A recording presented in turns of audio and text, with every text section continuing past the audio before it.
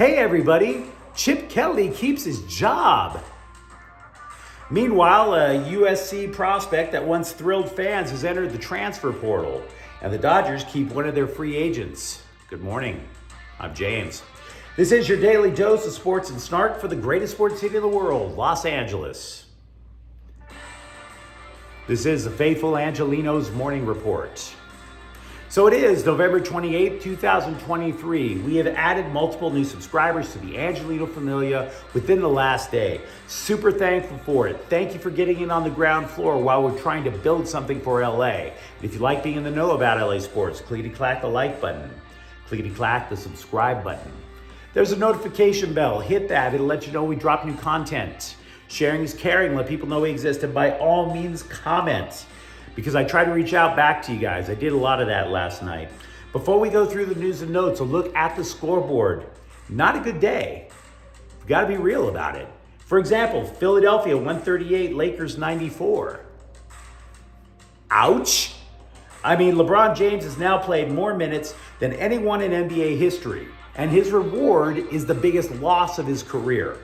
James scored 18 points, Anthony Davis 17. Now, James was not happy and he let the press know about it. He said, quote, a lot, unquote, needs to change. So the scribes pressed him on it. What specifically? All he said in reply was a lot. Meanwhile, Denver 113, Clippers 104. Kawhi Leonard scored 31 points, but former Clippers guard Reggie Jackson, remember him? Scored 35 for the Nuggets. Russell Westbrook also gets into it with a fan again. Come on, guys. He said the dude said something personal about him or his family. I get it. He's divisive. I don't hate Russell Westbrook. But dude, being divisive and constantly getting into it with fans is just not a good look. Maybe the fan did. Maybe he didn't. You got to start shaking it off, dude.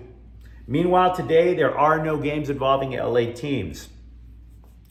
The LA Times is reporting that Chip Kelly has kept his coaching gig with UCLA football. Now, the story had only one source, and there's also what I would believe is a definite animosity between the LA Times reporter Ben Bolch and Chip Kelly, because Bolch didn't really go into the details as to why Kelly is staying.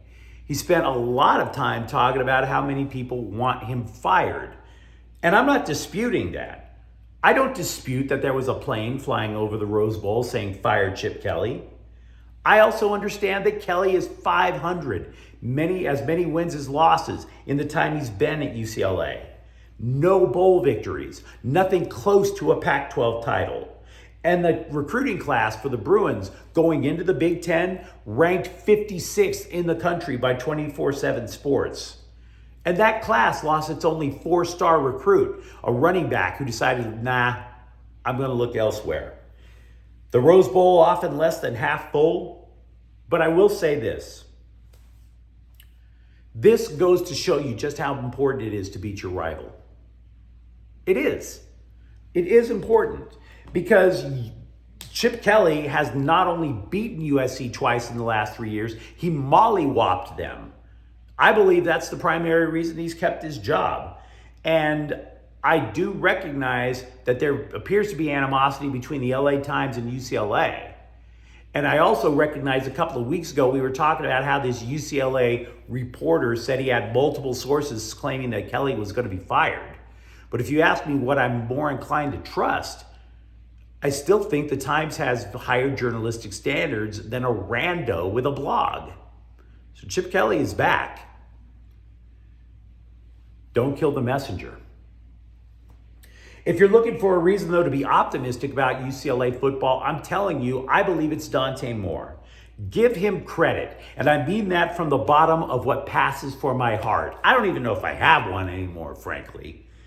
I took a lot of heat a couple of weeks ago when I suggested that USC quarterback Caleb Williams breaking down and weeping in public on national TV was a bad look, because it is.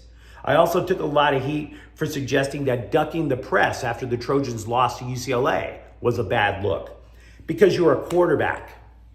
Football is a sport for alpha males. You are trying to be the supreme alpha, the king of the jungle with a bunch of alpha males. You have to stand tall. You have to. It's not optional. You have to be that guy. It's a hill I'm willing to die on. Meanwhile, you look at Moore, right? One of the nation's top recruits. Absolutely terrible at the Cal game. Sacked 6 times, bunch of turnovers. So what did Moore say? Quote, "Something I stand on is that God gives his toughest battles to his strongest soldiers. I know as of right now, I'm going through a storm. Right now, I'm going through a tough battle. I know my faith and believe in the man upstairs and God and really my faith. A storm is going on, but at the end of the day, I'm going to get through it. Things just aren't going my way," unquote. Man, if you don't want to fight for a guy like that, I don't know what to tell you. I don't know what to say. That is what you say. That is what you say. He also said that his freshman year at UCLA reminded him of his freshman year in high school. Not that the talent level is that low, but because he had to raise his game. So he's looking forward to putting in the work. Reasons for being optimistic about UCLA.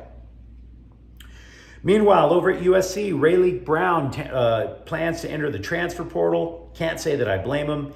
He came to SC as a 5-star running back recruit from Mater Dei. Electrifying with his speed.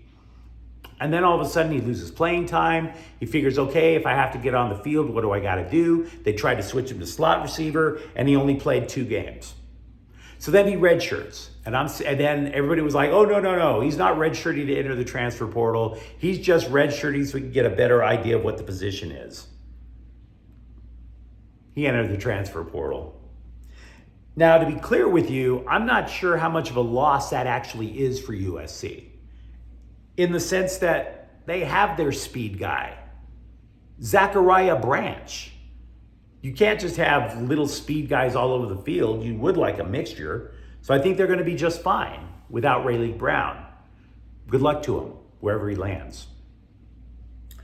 Not that I noticed anybody shedding a single tear for Alex Grinch after he got fired as defensive coordinator, but he did put his house up on the market, according to TMZ. It's worth about $4.5 million. So yeah, let's not shed tears for the guy. He's not going to wind up in a studio apartment somewhere outside of Phoenix. I think he'll be okay.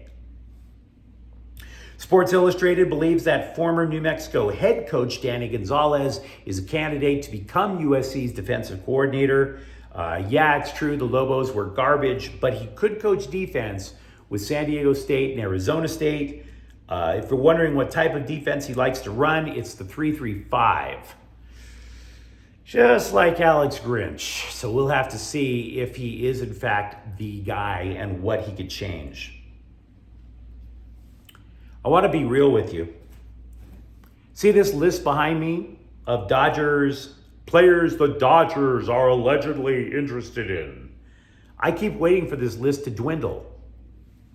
For Pete's sake, I got 36 names on the damn thing. At some point, names have to drop off, right? Well, finally one did. The Dodgers decided to keep Jason Hayward. 1 year, $9 million. It's good for him. It's good for the Dodgers. They like him a lot. And please note that after all the rumors, that is the only guy circled. That is the only hit that the Scribes, for all their gossiping, for all their rumor mongering, that is the only name in which they have hit and said the Dodgers are going to keep him or sign him. And then, of course, I had to add more names yesterday anyway. Thanks, Scribes. Thanks for gossiping like you're in junior high, for Pete's sakes. Right outside the bathroom. Oh, Sally likes Bob. Whatever.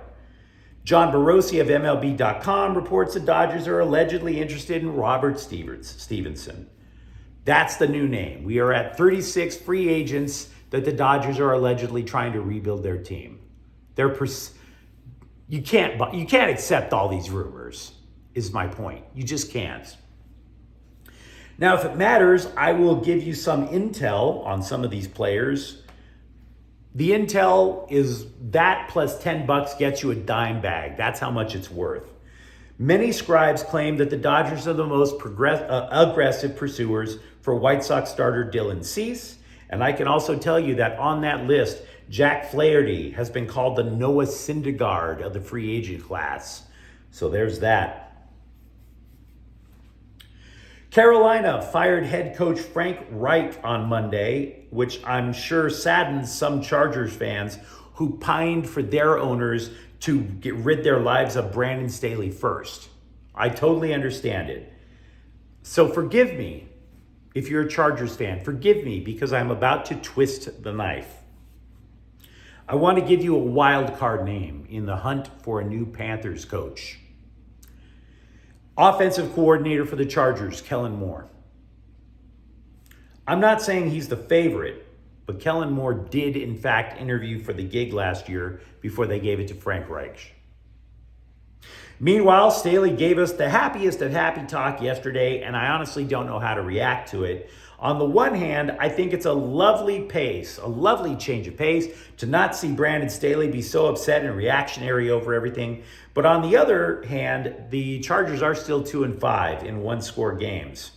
They seem to be circling faster than in the closing scenes of Hot Tub Time Machine. That's how quick it's going.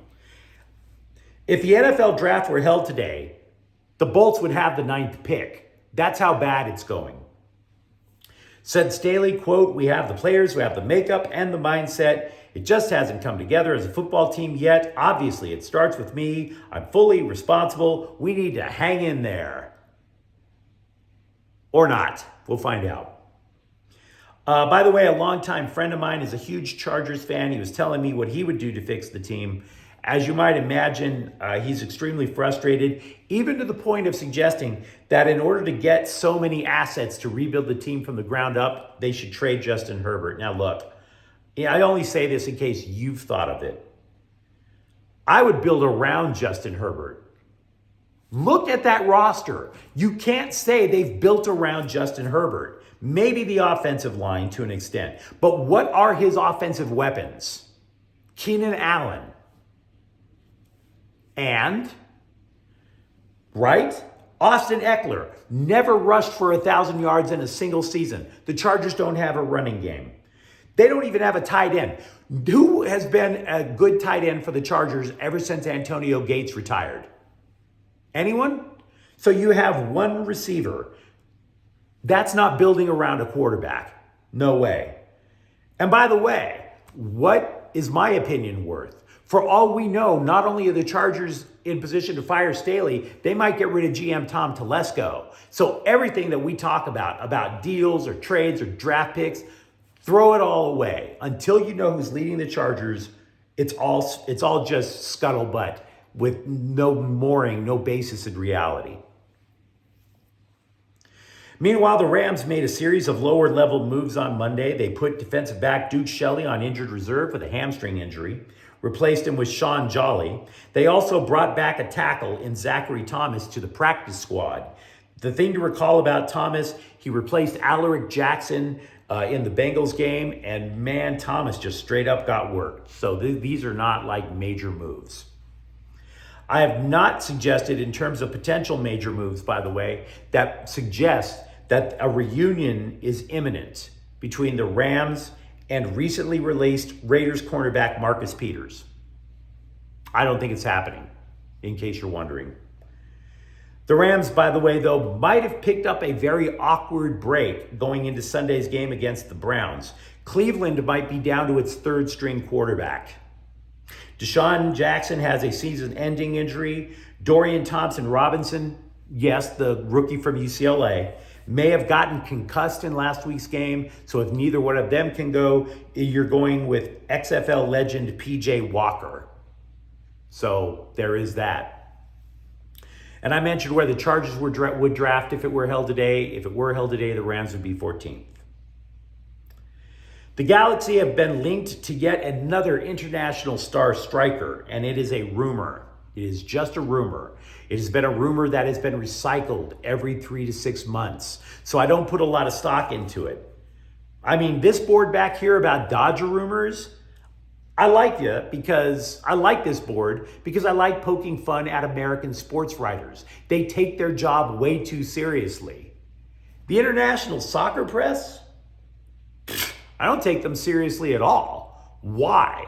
Because you have an accent?